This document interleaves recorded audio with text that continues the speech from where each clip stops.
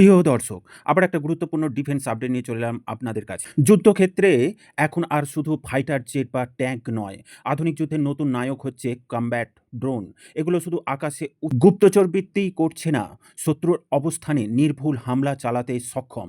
আজ আমরা জানব বিশ্বের ৭টি সবচেয়ে উন্নত সামরিক ড্রোনের ক্ষমতা, তাদের ভূ রাজনৈতিক গুরুত্ব এবং ভারতের জন্য এর প্রভাব, সাথে ভারতের স্বদেশী ড্রোন প্রকল্পের চমকপ্রদ প্রগতি। প্রথমেই আসা যাক MQ-9 রিপার হলো আমেরিকার সবচেয়ে ঘাতক ড্রোন। টেরারিস্ট অপারেশন, ভিন্ন দেশের বিরুদ্ধে সার্ভেলান্স এবং আক্রমণের জন্য বিখ্যাত।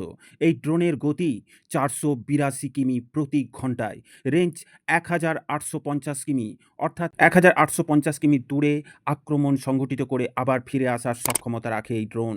এই ড্রোনে Hellfire missile, laser guided bomb বহন করতে সক্ষম। আমেরিকার এই MQ-9 Reaper drone Afghanistan, Syria, Yemen সামরিক অভিযানে খুবই গুরুত্বপূর্ণ ভূমিকা পালন করেছিল। দীর্ঘস্থায়ী নজরদারি এবং সুনির্দিষ্ট স্ট্রাইকের জন্য এই ড্রোন পৃথিবী বিখ্যাত। এরপরে আসা যাক পৃথিবীর ২ নম্বরে থাকা সবচেয়ে ঘাতক ড্রোন বাইরাক্তার B2। হ্যাঁ, তুর্কির বাইরাক্তার B2 হলো তুরস্কের এই ড্রোন খুবই ঘাতক হিসেবে বিবেচিত। রেঞ্জ ৩০০ কিমি প্রতি ঘন্টায়, মিউনিশন, লেজার গাইডেড মিসাইল বহন করতে পারে। এই ড্রোন সবথেকে বেশি খ্যাতি অর্জন করে আর্মেনিয়া আজারবাইজান যুদ্ধ, ইউক্রেন সংঘাতে কার্যকর ভূমিকা গ্রহণ করে আর্মেনিয়াকে পরাস্ত করেছিল এই ড্রোন। তুরস্কে এই ড্রোনের দাম যথেষ্ট কম এবং রণনীতিক গুরুত্ব এবং কম খরচ, উচ্চ কার্যক্ষমতা। এরপরে ৩ নম্বরে আছে চীনের উইং লং 2 কমব্যাট ড্রোন। এর সর্বোচ্চ রেঞ্জ ৪০০ কিমি, অস্ত্র বহন করার সক্ষমতা আছে যথেষ্ট। PL-10 air two air ground missile বহন করতে সক্ষম। ব্যবহার আফ্রিকা, মধ্যপ্রাচ্যের চীনের মিত্ররাষ্ট্র এই ড্রোন ব্যবহার করে। চীনের ভূ রাজনৈতিক প্রভাব বিস্তারের জন্য এই ড্রোনের প্রভাব খুবই গুরুত্বপূর্ণ। ৪র্থ নম্বরে আছে ইসরায়েলের হেরন টিপি ড্রোন। দীর্ঘ সময় আকাশে ওড়ার সক্ষমতা রাখে এই হেরন টিপি drone. Satellite link heavy payload বহন এই ড্রোন ব্যবহার করে ভারত, জার্মানি, ফ্রান্স সহ বহু দেশ। বিশ্বের ৫ নম্বর স্থানে আছে রাশিয়ার S-17 অকৌত্তনিক স্টেল কমব্যাট ড্রোন। স্টেল প্রযুক্তির জন্য এই ড্রোন খুবই বিখ্যাত এবং ইউক্রেন যুদ্ধে স্ট্র্যাটেজিক স্ট্রাইক করতে এই ড্রোন যথেষ্ট ভূমিকা গ্রহণ করেছে। হেভি সুখোই SU-57 এর সঙ্গে সমন্বয়ে কাজ করে এই ড্রোন। ভবিষ্যতের আকাশ যুদ্ধের গেম চেঞ্জার হতে পারে এই S-17 অকৌত্তনিক কমব্যাট ড্রোন। ৬ নম্বরে আছে চায়নার আবার একটি ড্রোন CH-5 রেইনবো।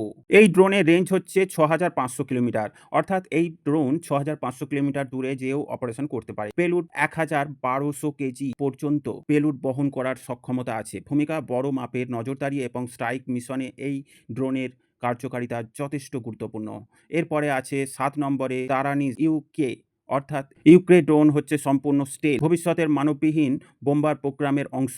AI ভিত্তিক টার্গেটিং সিস্টেম। বর্তমানে এই সমস্ত ড্রোনই যুদ্ধের মোড়কে ঘুরিয়ে রেখেছে। ড্রোন প্রযুক্তি এখন আন্তর্জাতিক কূটনীতির হাতিয়ার। যুক্তরাজ্য, চীন, তুরস্ক ড্রোন সরবরাহ করে মিত্র রাষ্ট্রকে শক্তিশালী করছে।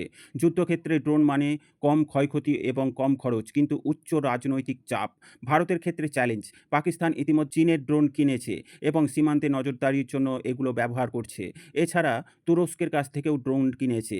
চীনের বেল্ট অ্যান্ড রোড মিত্রদের ড্রোন দিয়ে প্রভাব বিস্তার করছে চীন, যা ভারতের মহাসাগর অঞ্চলে কৌশলগত চাপ তৈরি করছে। DRDO রুস্তম 2 তাপস CH-201 সম্পূর্ণ দেশীয় ড্রোন, নজরদারি এবং আক্রমণ ক্ষমতা সম্পন্ন।